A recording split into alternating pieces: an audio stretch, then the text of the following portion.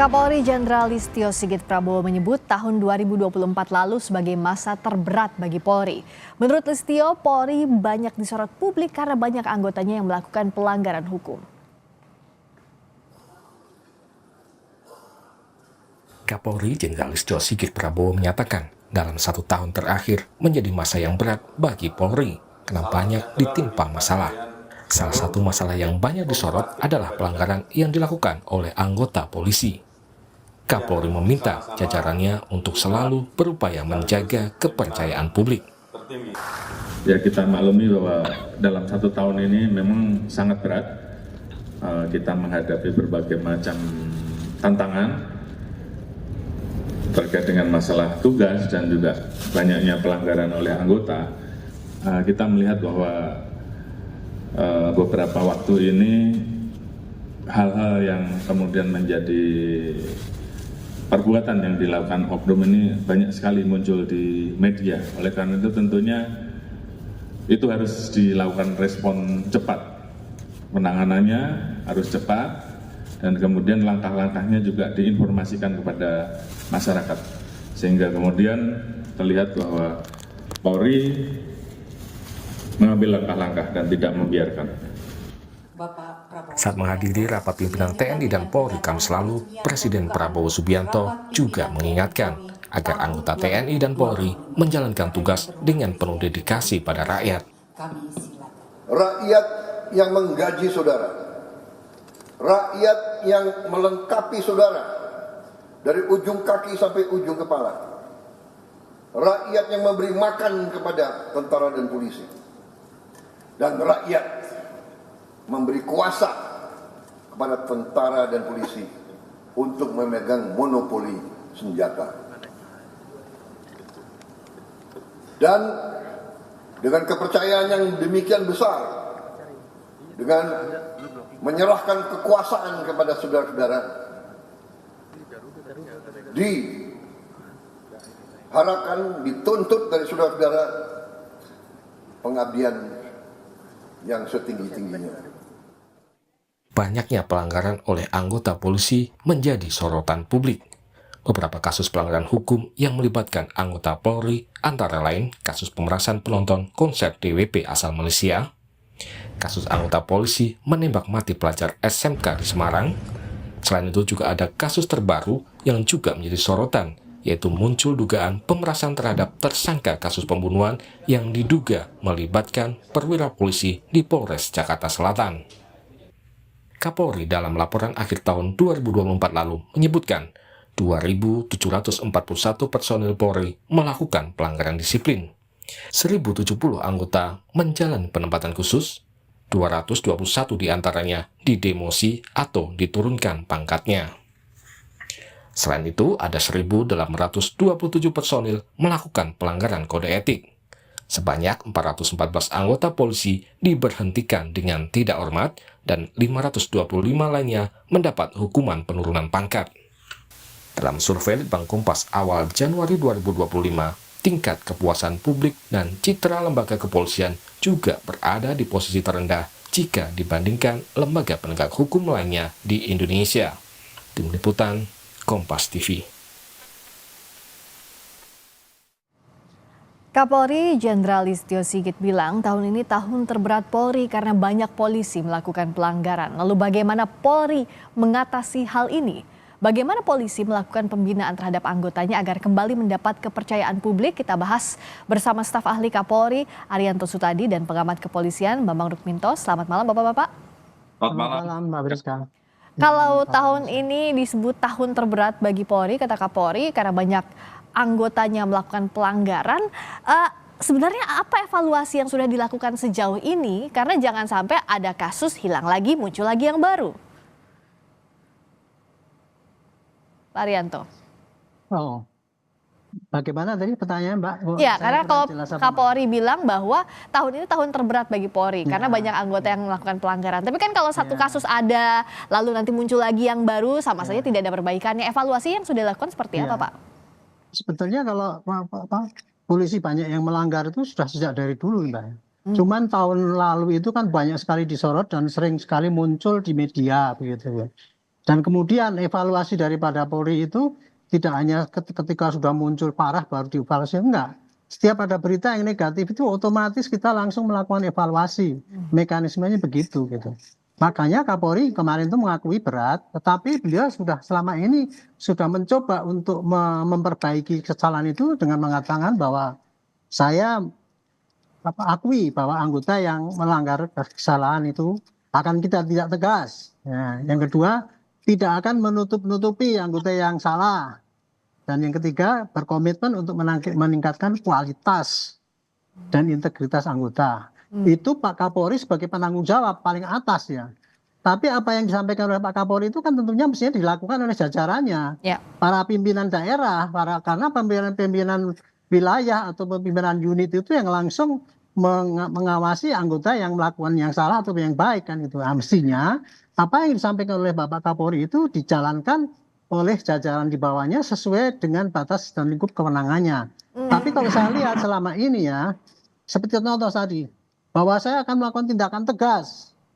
Nah sekarang ini ketegasan itu kan rakyat masih tanya-tanya itu. Ya. Karena apa, berita mengenai berapa anggota polisi yang ditindak tegas, seperti yang kemarin itu kok kemudian nggak terjabar, nggak terberitakan. Itu jadi intinya salah satu contoh itu.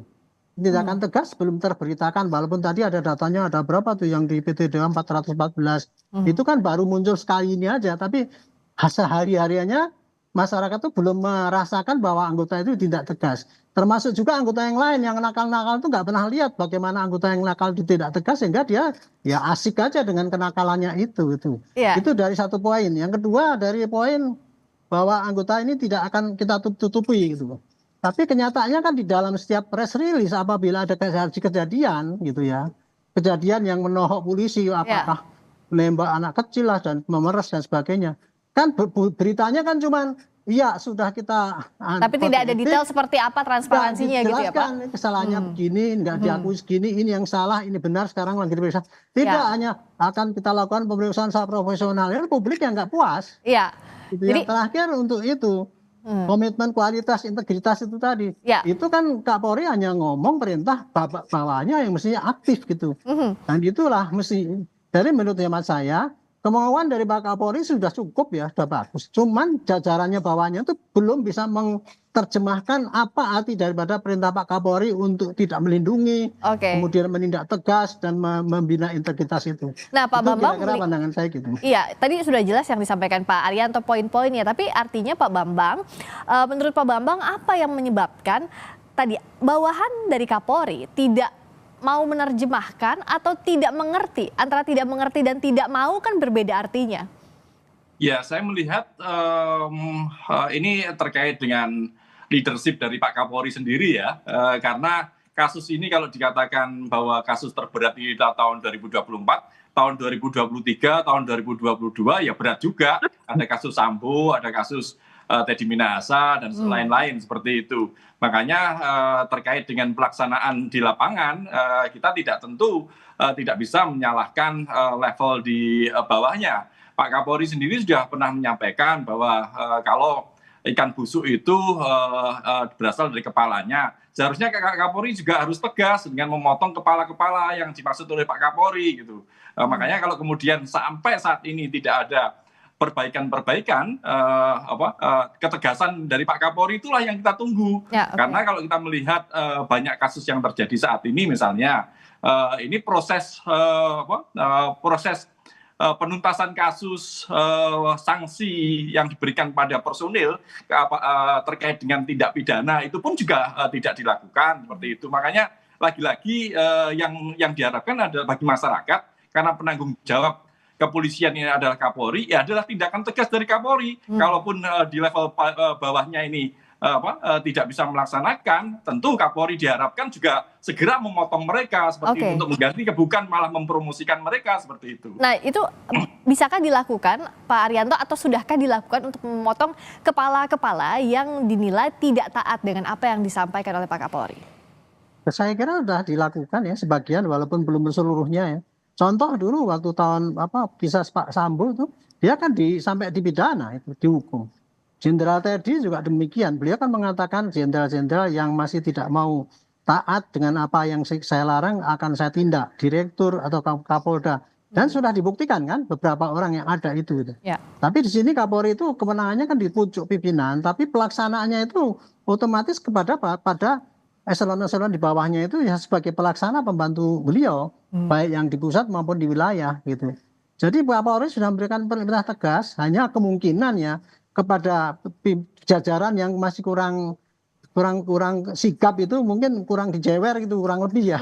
Sehingga jadi akhirnya ya antara yang baik sama yang tidak atau yang berkualitas sama yang tidak nggak kelihatan gitu. Jadi mana yang berprestasi mana nggak berkelihatan. Akibatnya ya kekurangan itu masih terus tetap saja menjadi warna daripada polisi. Dan kemudian yang lain-lain yang berpotensi untuk mencoreng nama polisi juga tidak jerah. Jadi tetap aja dia asik dengan suatu kesenangannya dia sendiri, nggak peduli bagaimana institusi rusak itu. Saya kira itu sekarang ini intinya cuma gitu aja lah. Keseriusan daripada perintah Pak Kapolri dan kemudian bukti bahwa itu perintah tegas itu dilaksanakan apa tidak gitu. Kalau perintah tidak tegasnya harus dilaksanakan. Gitu. Dicopot ya kalau tidak nurut. Jadi jeweran seperti apa sih Pak Bambang yang harus dilakukan untuk memperbaiki citra Polri? Karena kan setiap ada kasus otomatis citranya turun. Ya, lagi-lagi ini kan terkait dengan konsistensi dari Pak Kapolri sendiri ya, terkait penegakan peraturan yang sudah ditandatangani oleh beliau maupun terkait dengan perundang-undangan yang berlaku misalnya seperti itu. Terkait kasus pemerasan di DWP misalnya. Sampai sekarang kita belum melihat proses tindak pidana, terus kemudian dan yang lain-lain ya terkait dengan pemerasan ini kan sudah sering kali terjadi dan ini dampaknya kalau tidak ada upaya proses pidana ini memberikan efek domino bagi iklim investasi kita. Bagaimana orang luar bisa percaya pada penegakan hukum di Indonesia bila Polri tidak melakukan proses pidana bagi personil yang melakukannya. Dan ini yang dibutuhkan adalah tindakan tegas oleh Kapolri untuk memerintahkan jajarannya kalau tidak segera melakukan proses hanya sekedar sidang kode etik dan disiplin saja. Ini tentu akan jadi bumerang bagi kepolisian sendiri dan itu tentu tidak diharapkan oleh masyarakat. Ya. Gitu. Kalau Pak Arianto, seperti apa sih bentuk transparansi yang semestinya dilakukan? Kalau kasus Sambo, Teddy Minahasa itu kan sorotan besar publik, jadi mau tidak mau sampai akhir proses penegakan hukum itu dipelototin oleh banyak orang. Nah tapi kasus-kasus lainnya apa sih bentuk transparansi yang bisa dijaminkan dilakukan agar kalau ada yang salah bisa tahu tindakan tegas apa yang sudah diberikan?